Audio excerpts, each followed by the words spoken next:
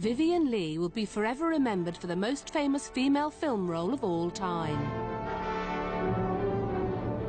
She was the biggest star of the biggest film ever made. I'm not cornered. You'll never corner me, Red Butler. Oh, frightened. Her affair and 20-year marriage to Laurence Olivier was the most scandalous and glorious love story of its time. What she had with Olivier was absolute magic, and then it became absolute hell. I never lied in my heart. But behind her glamorous success as a film and theatre star, she faced a lifelong battle against mental illness, which ultimately destroyed her. When she was high, she was very high indeed and almost uncontrollable. When she was low, she was extremely low and almost suicidal. Liar! What? But above all, she was a movie star, par excellence. Vivien Leigh was born Vivien Mary Hartley in India in 1913, the only child of wealthy British parents. Vivien had, I suppose, what you could call a very comfortable lifestyle. The family didn't lack money. There were plenty of servants.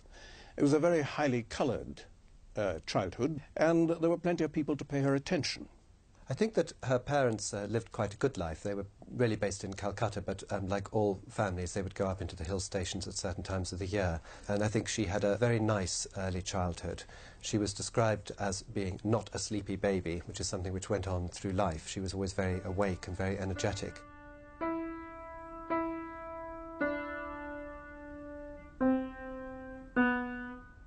Vivien was headstrong and spoilt, and nothing prepared her for the shock of returning to English society.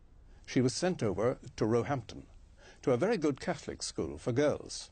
But you can imagine the contrast between leaving colourful and pleasurable India and warm India and arriving in bleak, cold Roehampton. I tend to think that that abrupt break may have attributed to it some of the troubles that she later suffered from. Vivien was nearly 2 years younger than any of the other girls at her convent school, and she didn't see her mother again for nearly 2 years. She said there were two things for which I will always be grateful. She said I'll be grateful for a lot of things, but she said one was that the Mother Superior taught me always have clean underwear. She said clean underwear was absolutely vital. It was like a religion. And she said the other thing was she knew I was lonely because my mother brought me from India and just went back, and I was left in this school. And in the school holidays, nobody invited her to go away anywhere. She said she was alone in the convent with all the nuns, and the Mother Superior gave her a little kitten, a little cat, and she said, you can take that to bed with you. And she said, I had this little companion. Vivien's reaction was to draw attention to herself whenever she could, as one of her school friends, fellow actress Maureen O'Sullivan, remembers. Vivien never changed in looks at all. She was always a beautiful little girl. I remember we used to do silly things in school, like voting for the most popular or the most pretty or the most talented or the most likely to be outstanding in the world. And I remember Vivien Leigh got the vote. Well, Vivien always wanted to be an actress. She was single-minded. She was the only girl in the school to take ballet, for instance. She took it alone. The only one. I thought it was rather brave of her. In 1927, Vivien's parents returned home to Britain, and together they travelled around Europe in luxury until the money ran out. Ernest had big financial setbacks in the crash in the late 20s. So when they came back to England, they retreated to the West Country, to Devon, and lived rather modestly. I do get a sense that she was very keen to move on in life and escape from her family. I mean, she was fond of her family, certainly later on, but the only escape for a girl who wished to get out of her family at a very early age, of course, was marriage. She saw this handsome young Englishman on a horse in a red coat from one of the hunts, riding through the streets, and he obligingly took his hat off and tipped it to Vivien. She said, "Who's that?" And she was told that was Leigh Holman, a young barrister.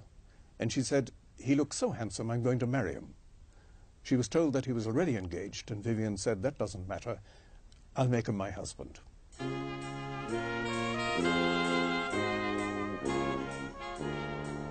By 1932, they were married. Vivien may have got her man, but she had no intention of settling down to a quiet domestic married life. He was a very, very nice man and actually proved to be the mainstay of her life in many, many respects. Very good looking and sort of keen at rowing and all these things. I mean, he would have been somebody that any young girl would have felt was a very reassuring, good potential husband to be.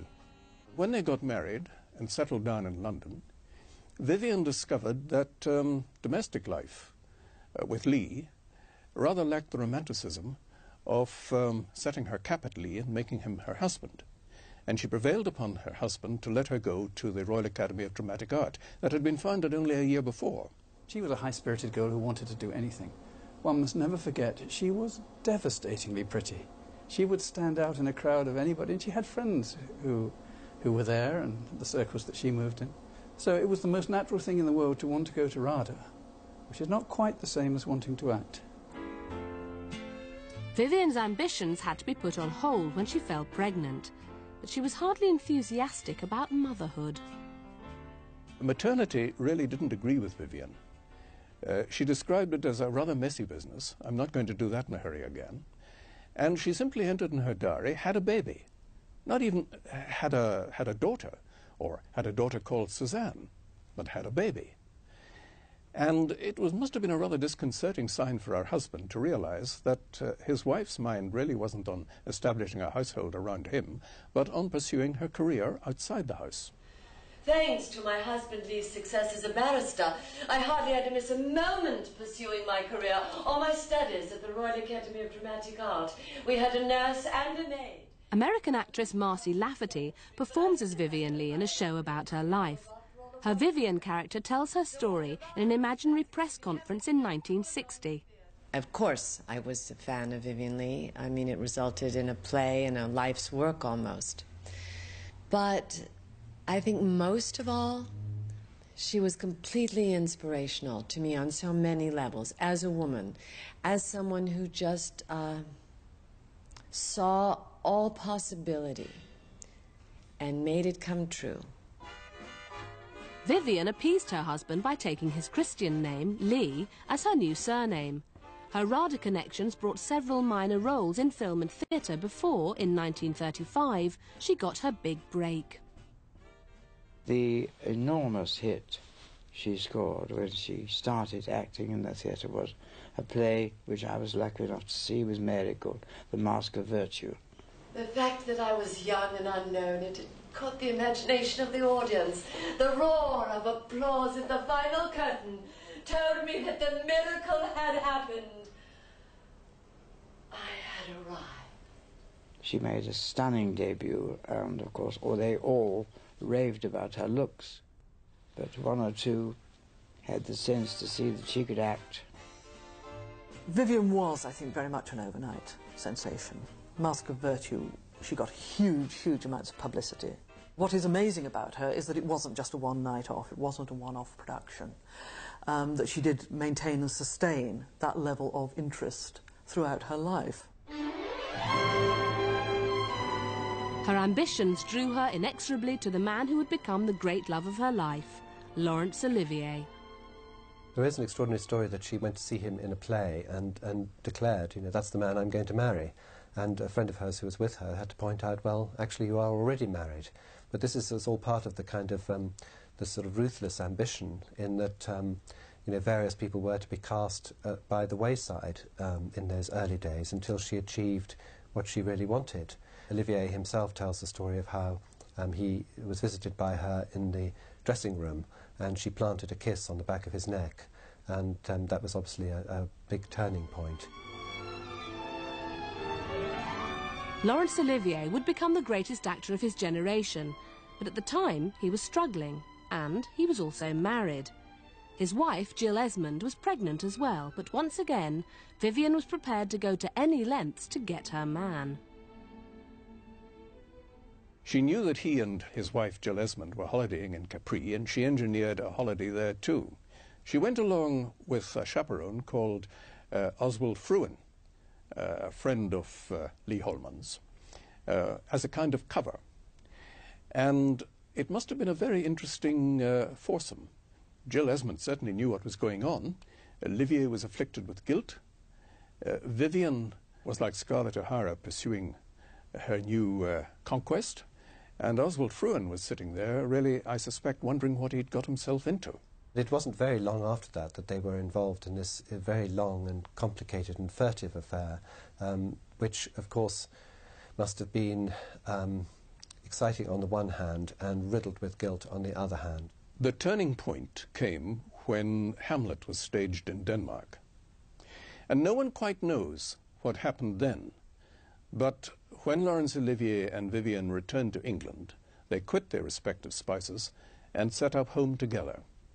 It was a very traumatic thing to do in 1936 or 7. Vivien, you know, threw away the security of a rich husband, Leigh Holman, a safe house, a baby, a nanny, a structure, to go off with Larry, who was at that time not, you know, Sir Laurence Olivier, head of the British Theatre.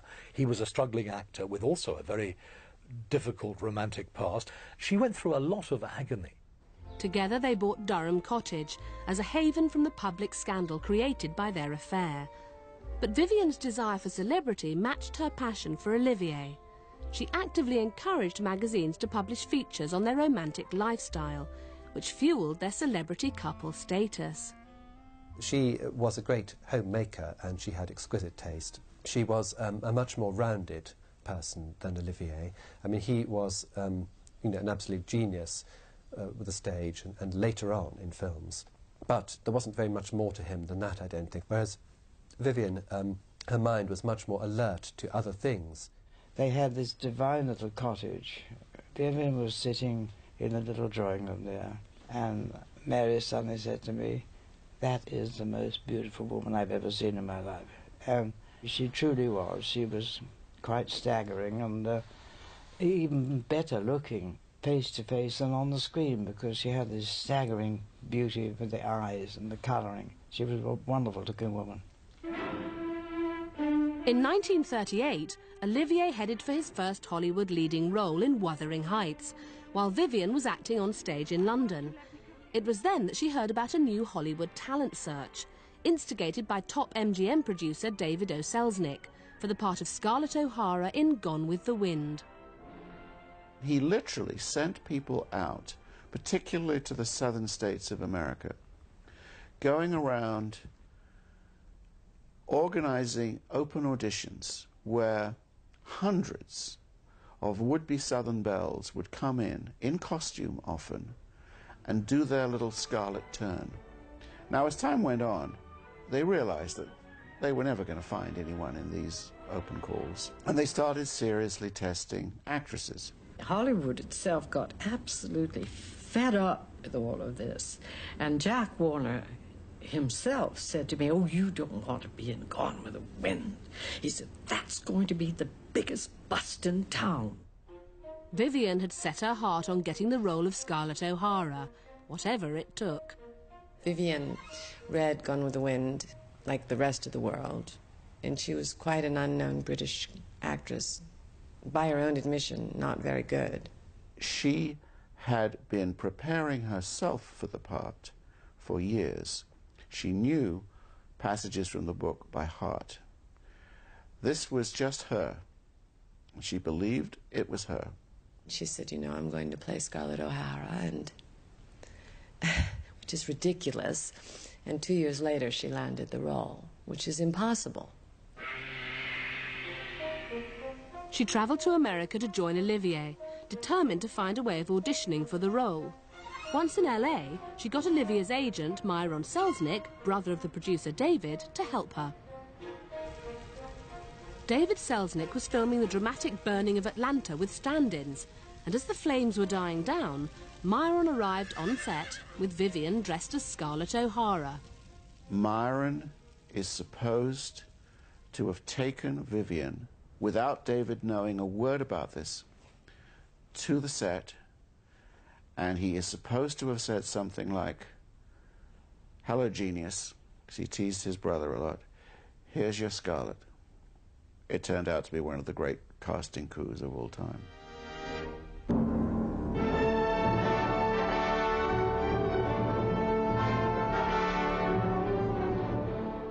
She was right for Scarlett because she was beautiful, because she was fiery, because she was crazy, because she submitted to the incredible ordeal of the filming, where she was working nearly every day in heavy costumes under Technicolor lights, which is like shooting in Death Valley in summer. The filming of Gone with the Wind was traumatic for cast and crew. 3 separate directors were hired by Selznick. The sets were considered too fake. The early shots were too dark and the cameraman fired.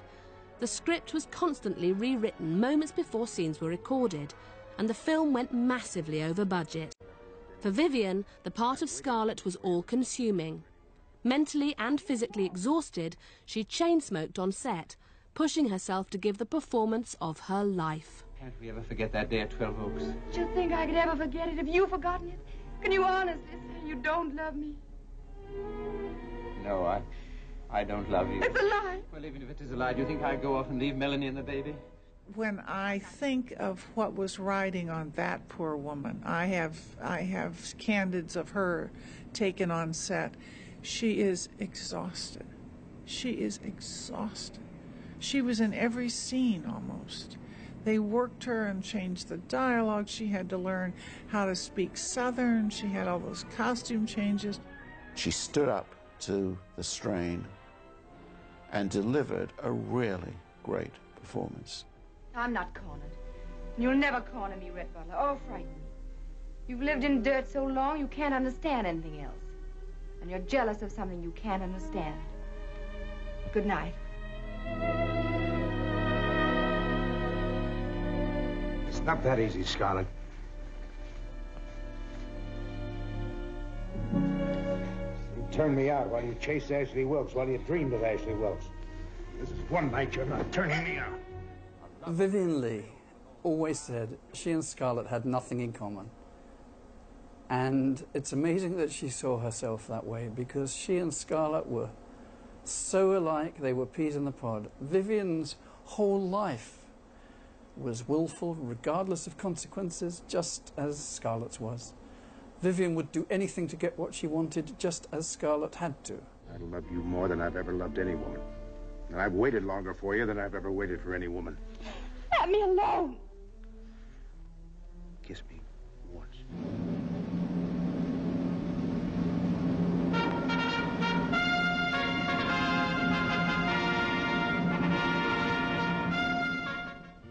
As soon as Gone with the Wind was released, its impact was dramatic and immediate. It was an enormous success, and Vivien knew stardom in a night. And the legend of Gone with the Wind reached out and enveloped her for the rest of her days. Gone with the Wind was next premiered in New York City, simultaneously in 2 theaters, to accommodate the greatest crowds in the entertainment history of Broadway.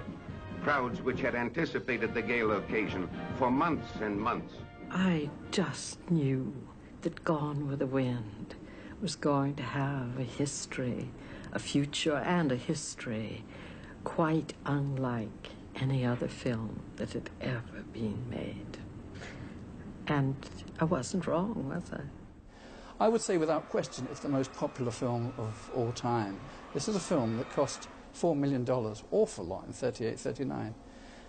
But, and Variety's current chart, it's made $400 million.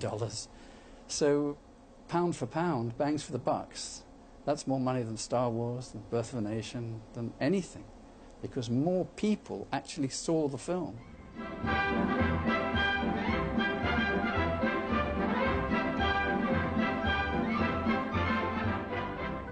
Need I say it is a privilege and an honor to announce this winner, Miss Vivien Leigh in Gone.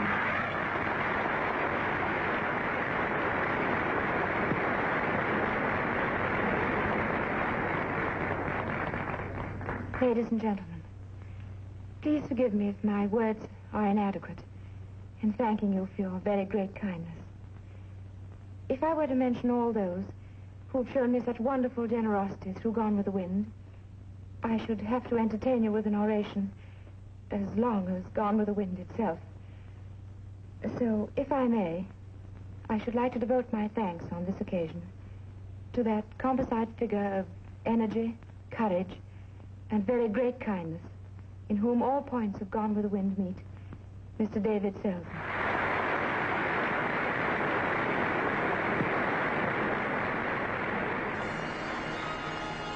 Almost overnight, Vivien went from being virtually unknown to the biggest star Hollywood had ever produced.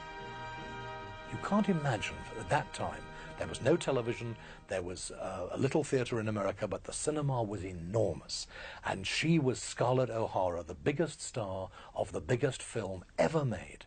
And Larry at that time was not doing very well, and he was very overshadowed, I think, by her immense stardom. When Olivier saw the film, he was amazed, he was excited, he was astounded, he was impressed, and he was furious, because he realised then that she was very much better than he was on film. She understood the camera far better than Larry. Larry was always very stagey. Rather like Gielgud, he treated the camera as something that photographed a play. Vivien understood something quite different about the camera, that you made love to it, that you went in close, that you understood the camera was your entire audience. Larry was always doing it for the room, for the studio, for the audience. Vivien was doing it for the lens. And she understood, like a lot of Americans, that the film world required a totally different technique.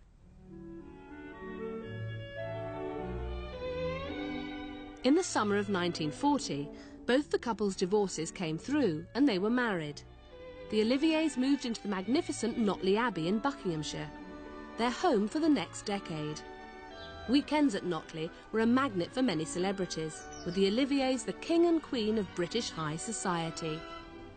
Well, Larry really should have been walking about all the time with a sword and a scabbard and a bow and arrows, and so Notley was absolutely perfect for him. It was a castle, and it had battlements, and it had everything, you know. I mean, it fitted the Oliviers perfectly, and it was a focus for the weekends. We had wonderful weekends at Notley Abbey. We had marvellous parties, mostly playing cards till dawn.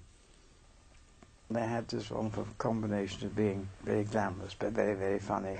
They were hugely successful, and a very, very romantic marriage. They were just wonderful. They were akin to royalty within the theatre. They were at the peak. They were A1 celebrities plus. And it's very easy to forget that now in this era of celebrity. They were very much, I think, the first of, if you like, the golden celebrity couple. They were the leaders of their profession in some ways. The way that they behaved, the way that they entertained, as we know, at their several houses, and the way that the press followed them.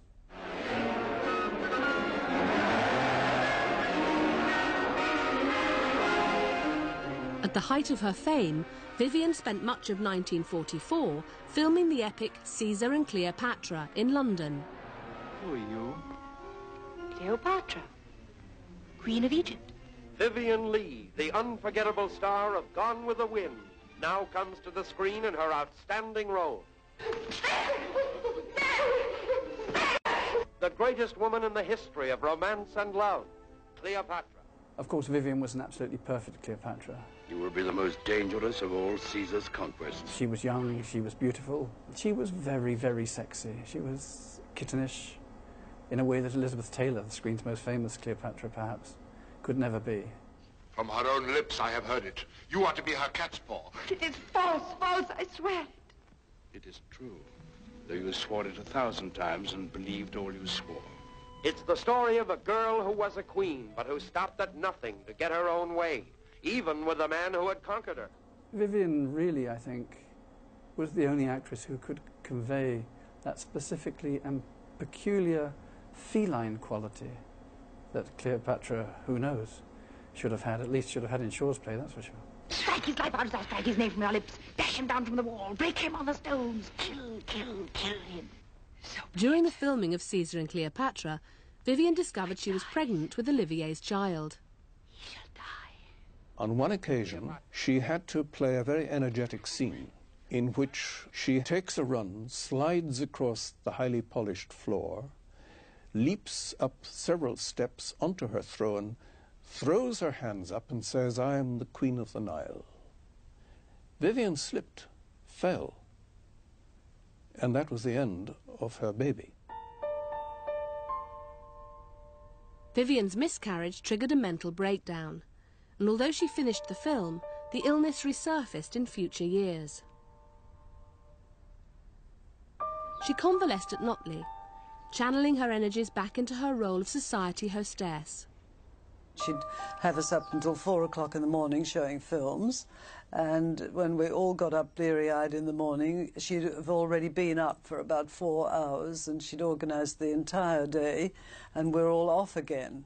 Olivier, of course, you know, his energy had to be much more directed into the work that he was doing, which was extremely important, and he didn't have time or the energy sometimes to extend this. And this, of course, as the years went on, became much more of a problem, and he would sometimes, I think, try and sort of slink in and sort of slip upstairs before he was spotted. But of course, you know, he did, I think, find it very exhausting. Also, her moods were very erratic, and she'd changed from a really wonderful, wonderful hostess suddenly into a viper, and she'd latch on to somebody. If you crossed her, if you upset her, she could be a vixen, she could be a scorpion, but that was part of her personality. She was dangerous. She could be very, very dangerous, but also she could be very, very sweet and very charming and very vulnerable. But on the surface, they were still the golden couple. In 1948, Vivien and the newly knighted Sir Laurence Olivier went on a tour of Australia. Alongside a punishing work schedule, the couple's status kept them constantly in the public eye. I think that the Old Vic tour was a very, very exciting thing.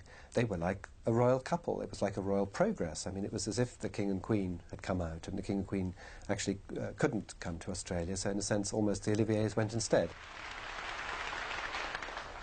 Mr. President, Your Excellencies, ladies and gentlemen, ever since the day we first landed at Fremantle, we have been losing our hearts to this wonderful country of yours. It is therefore everywhere we went, I mean, we had packed houses. It was a very, very tiring tour because for all of us, we did 3 plays, and on top of that, the Oliviers had to be a sort of ambassadors, and they played their parts beautifully. For once in their colourful careers, Sir Laurence and Lady Olivia were among the audience, as koalas and kangaroos strutted their stuff at Sydney's Taronga Park Zoo. When we first met, you know, in London for the skin of our teeth, they were very much in love still, you know. And on the tour, there was a great affinity between them, and we felt there was a great love there. Towards the end of the tour, when they were really very exhausted, I think things did seem to change a little bit. Whether it was because she'd met Peter Finch, whom she did fall in love with at a later date, I believe. I don't know, but it did cool a bit in the last month. Peter Finch was then a young, promising, very promising actor on the Australian stage. Vivien was a very, very sensual woman, and Peter was about the most sensual creature. He was just sexually instinctive.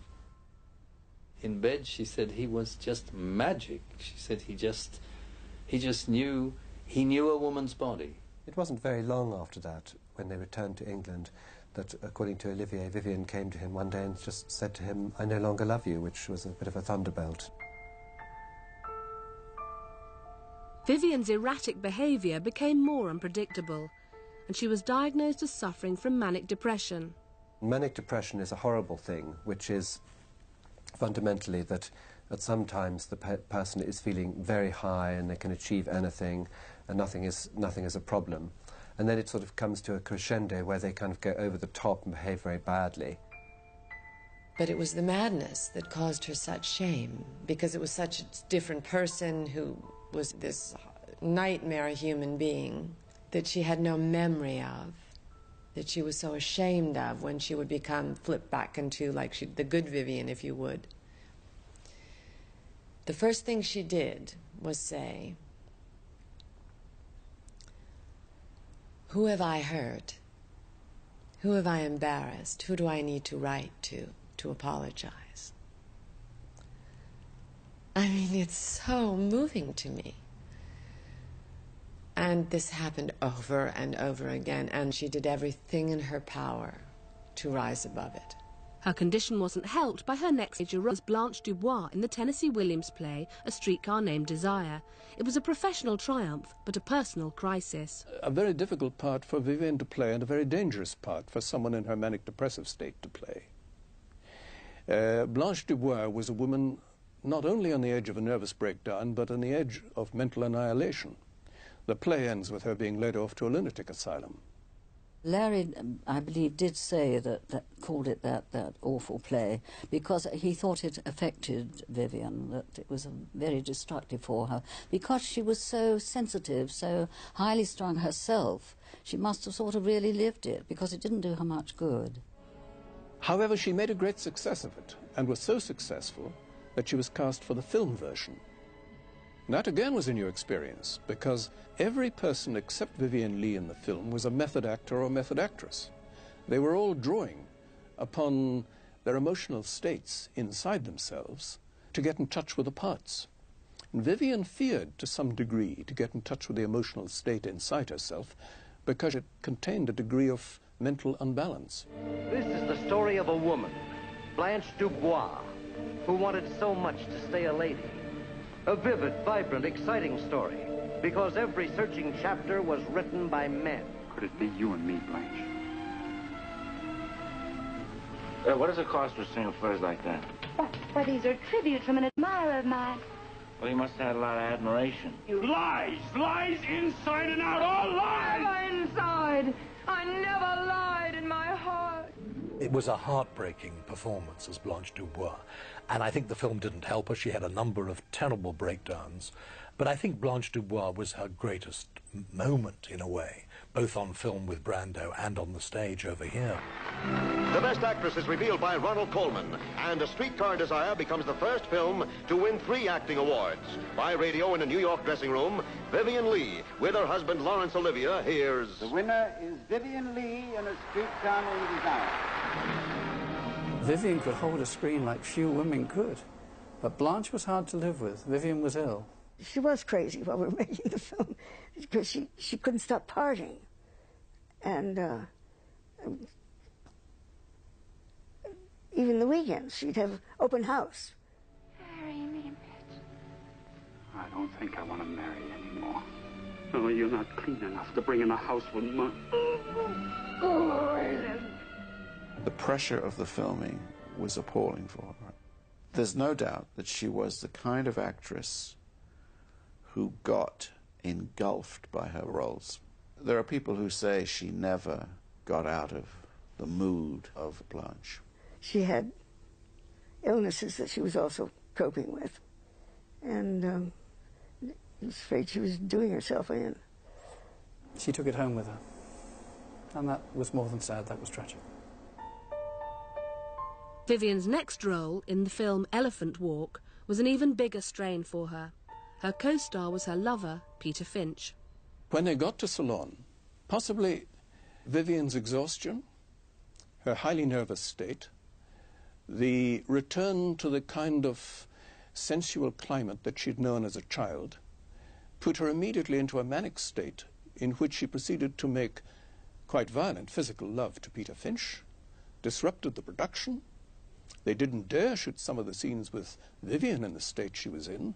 The producer decided that they'd better go back to Hollywood, closed down the production and recast the film. Vivien went with them and had a complete nervous breakdown in Hollywood.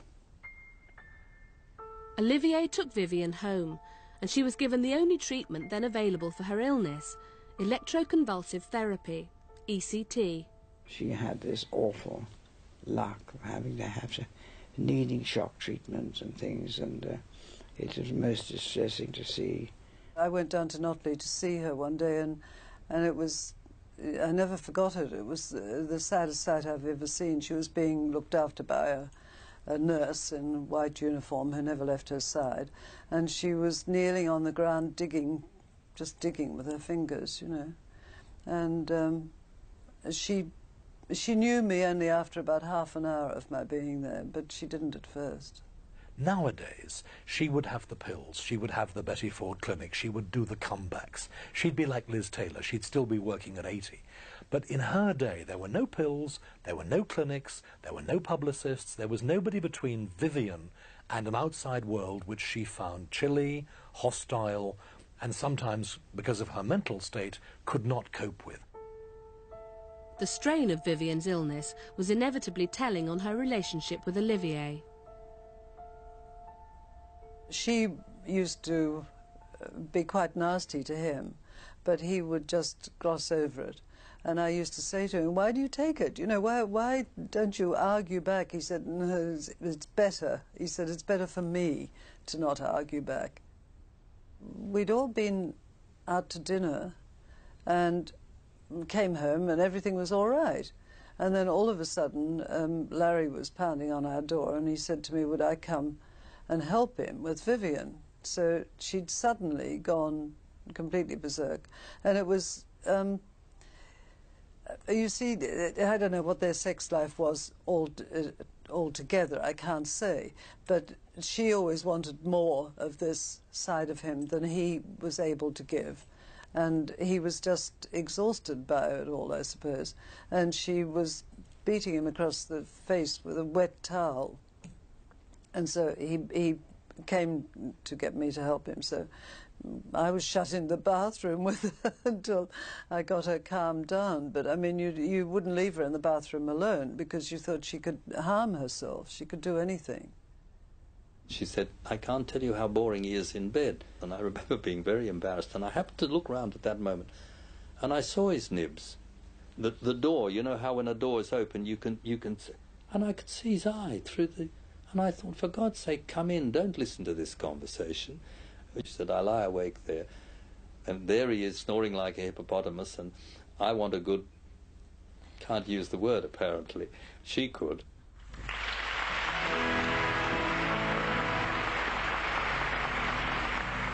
And finally, the award for the Best British Actor has been won by Sir Laurence Olivier for his performance as Richard III. Here once again is Sir Laurence. In spite of their difficulties, in public, the Oliviers continued to pretend that all was well. May I say what a deep happiness it has been to me to have received these awards at the hands of one so dear and precious to me as she who has bestowed them.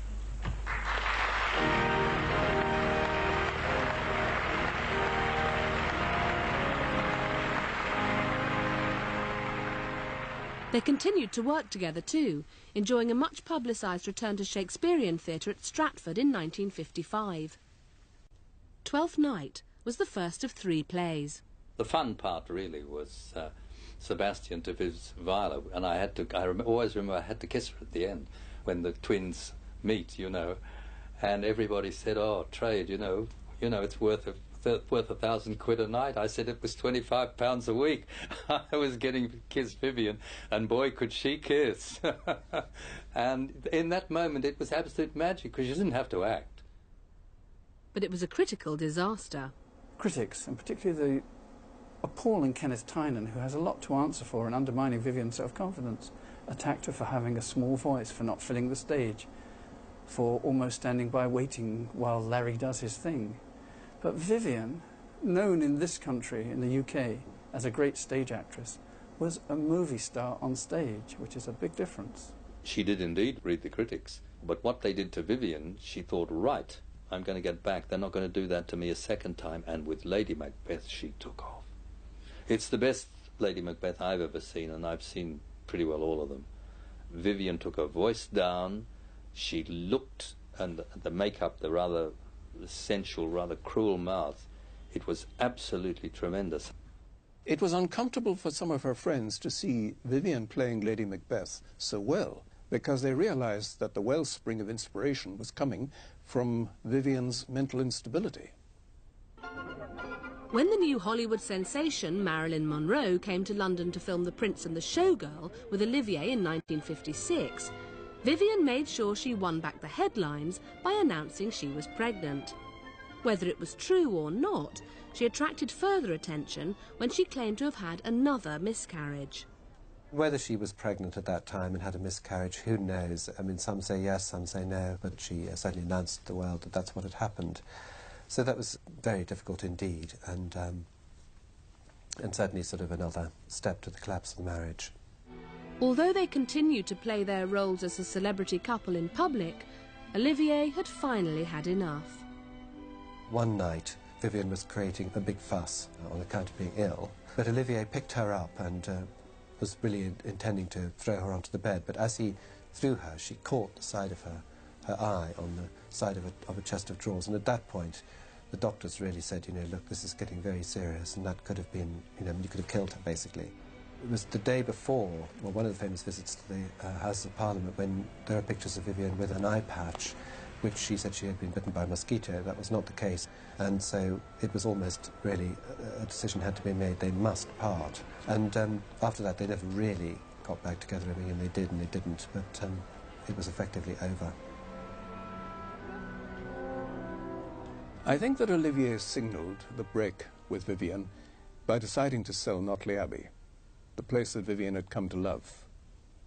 It was sold out almost from underneath her.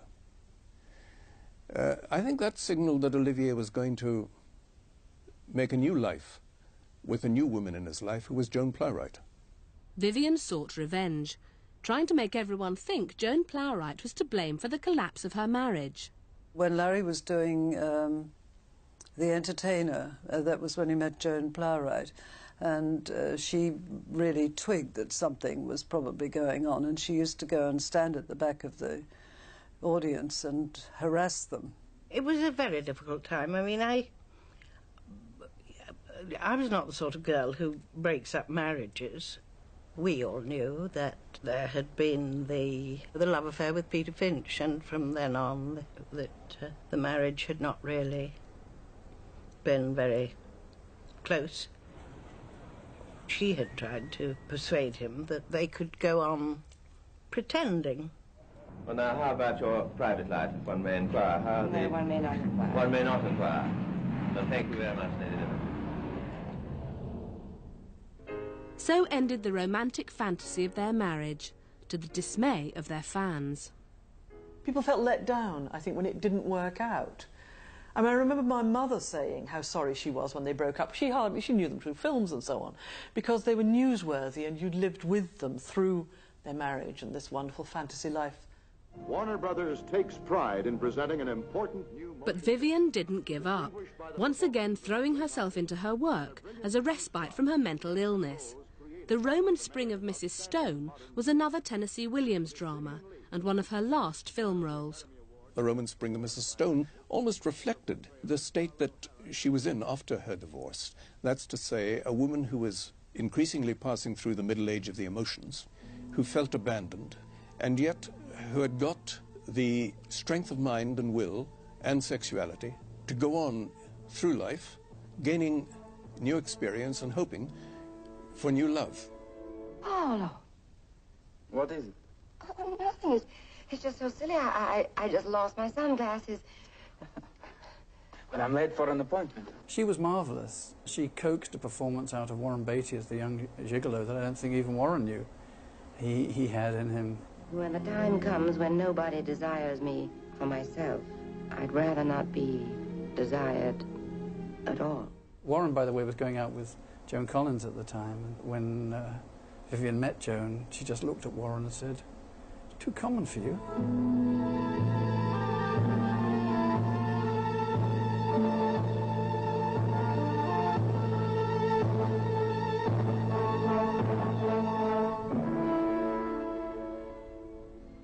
Vivien was living in a flat at Eaton Square by now, which she had bought with Olivier as their London base before they split up. She lived there for nearly 7 years after her divorce. She was happy as she could be. I mean, obviously she wasn't 100% happy because she was still in love with Larry and she didn't want the divorce. But she was a realist, and once he was married to Joan Plowright and they started having children, she realised that that was it. But she never stopped loving him, never. She wasn't happy. She had the good fortune of having Jack Merivale, who was a very nice man, an actual friend of Larry's, and he sort of stepped into the breach and looked after her, but it was never the same. I don't think somehow it was the same for Larry either. They were so perfectly matched together. Jack Merivale was the one who took over, and Jack Merivale looked after Vivien in his last and her last years, and he was terribly good with her because you had to be really on her case all the time. You couldn't leave her. She was unreliable, she was a flake, she was sometimes suicidal, sometimes manic, sometimes very down, sometimes very up. And she needed constant care and attention. With that disease, there is a terrible sex thing as well. You know, they become very fiendish about sex. And once, when she rang me up and asked me, said, come and have tea with me. So I said, okay, and I was there half an hour later, I suppose. By the time I got there, she was gone. And I said to the maid, well, where is she? And she said, I don't know. She just suddenly said she had to go out, and she'd be back in half an hour. And she came back. It had been pouring with rain. She was bedraggled. She looked terrible. She was covered in mud. And she'd been in the square with somebody. And things like that happened all the time. Vivien's health continued to deteriorate. In 1967, a severe TB attack forced her to withdraw from rehearsals for a new play. She always had a cough, you know. She was very, very thin. I mean, she was basically a small woman, but she was really thin, too thin, you know. And it was something she'd always got to fight, but she hated illness and she hated to talk about it, and she never mentioned it if she could help it. But I stopped the doctor on the way in and I said, you know, doctor, I don't think Miss Leigh's getting any better. Her cough is terrible. And he said, who's treating her, you or me? Well, I'm afraid he didn't treat her at all well, because he simply didn't know what he was doing. See, tuberculosis in the late 60s had been eradicated, more or less. I think that young doctors knew nothing much about it, and also, I think, didn't take it seriously enough. It's like a bad case of bronchitis or something, you know. She was advised to rest. She didn't rest. She went on as much as she could. She was receiving friends. And I can't help feeling that a tiny part of her just felt, you know, that the game was up. She was in bed, but she'd been up and done the flowers. She always said, Rosemary dear, you can't arrange flowers, and she was more than right there. So she always did them herself. And she got up and did the flowers and everything, and she was coughing a lot. And I thought, gosh, she really isn't getting any better, you know. And so anyway, she had a cigarette lighter she was very fond of. I think Larry had given it to her, or one of her great friends, and it needed repairing. And she said, oh, will you take this down to Phillips in Bond Street on your way home to get it repaired? And I said, my goodness, it's about 90 outside. Do you really want it to go today? And she said, oh, well, not if you really don't want to do it. So something suddenly came over me, and I said, of course I'll do it. And I'm glad I did. So I left around 4 o'clock to take the lighter to be repaired. And, you know, that was the last time I saw her. Later that day, the 7th of July 1967, while Jack Merivale was in the flat, Vivien collapsed and died. She was just 53 years old. Well, we were shocked. Very shocked. Mary particularly, because she was a very great friend, my wife, and saw her through all her bad, dark periods of time, and so she felt it very deeply. I remember the day she died being very shocked, but also somehow not surprised. Somehow she always seemed as though she wasn't going to make it. And it was, again, rather like Judy Garland's death. You were sorry for yourself at losing her, but you weren't entirely surprised. And somewhere in the background, there was a kind of relief. You thought, oh, God, she's out of it. Because there had been so much emotional pain, so much physical pain, so much agony, so many disastrous moments with the press, so many problems. You thought, thank God she can rest.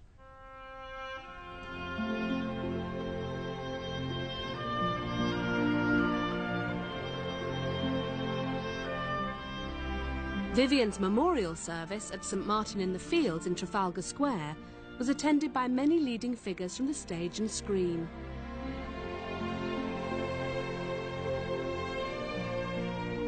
Well, I remember Vivien as I remember Larry, the laughs.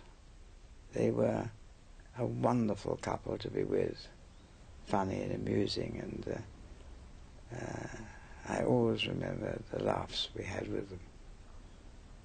What I remember of Vivien was an absolute human being. Very beautiful, with a lot of wonderful qualities, and terribly flawed. And she could be the sweetest, kindest friend. She could be an absolute bitch.